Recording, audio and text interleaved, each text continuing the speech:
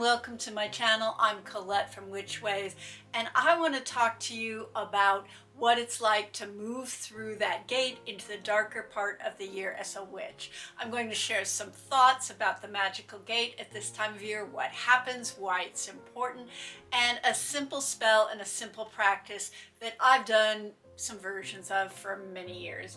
And I'd love to hear in the comments if you are interested in more spells and practices for seasonal changes. I hope you enjoy today's offering. And today I'm just sharing my very personal UPG, my personal understanding of what that transition time into the darker months means magically. And as always, please just take what works and resonates for you and leave the rest. We each have very different experiences. This is my experience. I feel that this gate is a chance for us to let go of the things that maybe we don't want to carry into the dark with us. And the darker months can be a really fertile time for creativity, to let our dreams gestate and ripen before we move into them later in the year. And this dreaming time can work a lot more effectively if we've released the things we don't need. It can allow us to also integrate what has happened during the year, and we can move on to the next thing. So that's where I like to start my magical work. And if you feel it would be helpful to you, you can start with a hot shower, putting on some very cozy, comfortable clothes, maybe burning some of your favorite incense, and just doing a bit of journal work about what you think you're ready to let go of or what you'd like to be let go of. I think it's a little like shedding that outer layer of skin, the things that are just so old, they're ready to just fall away. And if you already know what those things are, you can skip this step and go directly to the spell. The first thing that I do is I want to really clear my house and get everything out of it. And so the way that I like to do that, and the way that I like to also start moving me into a state of readiness to do this releasing and clearing work, is to do a steam pot with some herbs.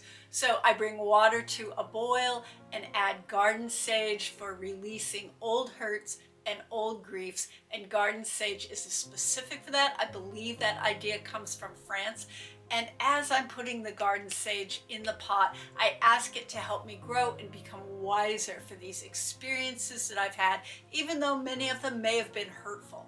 Then I would add some rosemary, which is always a favorite, and ask it for clearing and protection as I go through this work. Because anytime you go through a crossroads or a transition, it's a very vulnerable time and kind of tricky. Then I add a little bit of mint for clarity, a little bit of lavender for easing and soothing the way, and then I add a little bit of blue vervain just to help start to loosen up anything that's really sunken its claws into you.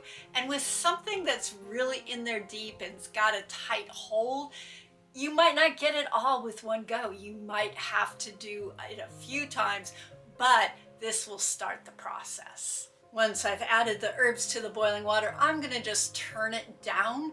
I don't even want it to simmer, I just want it to steam. And then I let it infuse the house and wash over me. And one of the things I might have mentioned before is that I feel like water-based clearing is a lot more likely to move off emotional things off of you and things that are stuck in your intuitive channels, and to some degree things that are stuck in your head, because it calms you and loosens the emotions and works on those watery channels so that things can more easily move away.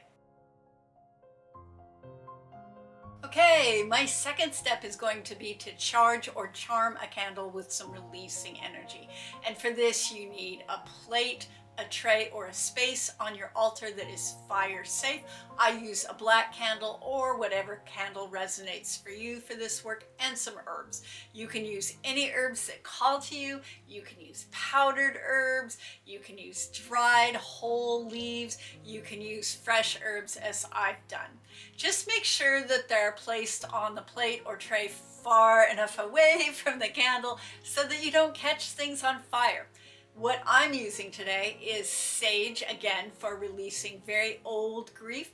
Maybe some dried seed heads to represent the waning time of year and the death of the old, and some hazel leaves or hazelnuts. If you don't have hazel leaves in your yard, I had some that were in all different colors, so I added those. And those are going to represent wisdom, intuition, and my ability as a witch to shift with the seasons. As you put each of the herbs that you've chosen around the candle, ask them to bring the properties that they have to this spell. Then light your candle and whisper into the flame what you want to release. And you can take as long as you want to do this. You can say things multiple times. You can add long pauses, whatever feels right to you in the moment. And if you want, you can be finished there, or you can go a step further and do a shower clearing phase. You can do this piece of shower magic while the candle is burning, or at another time if you just want to integrate what you did with the candle.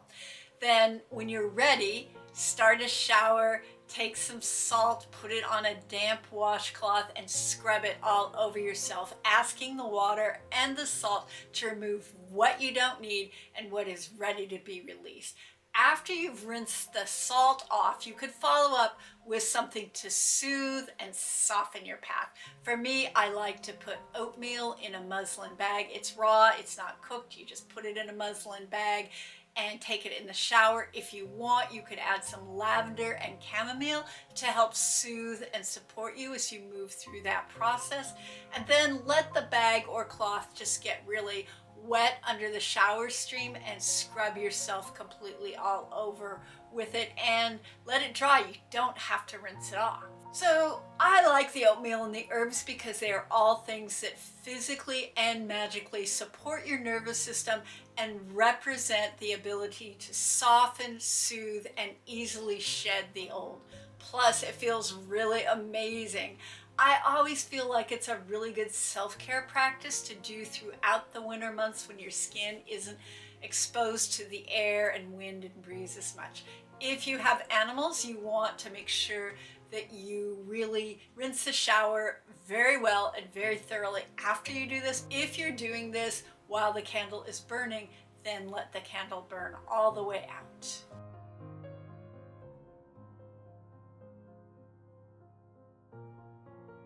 Thank you everyone so much for liking, subscribing, and sharing my videos.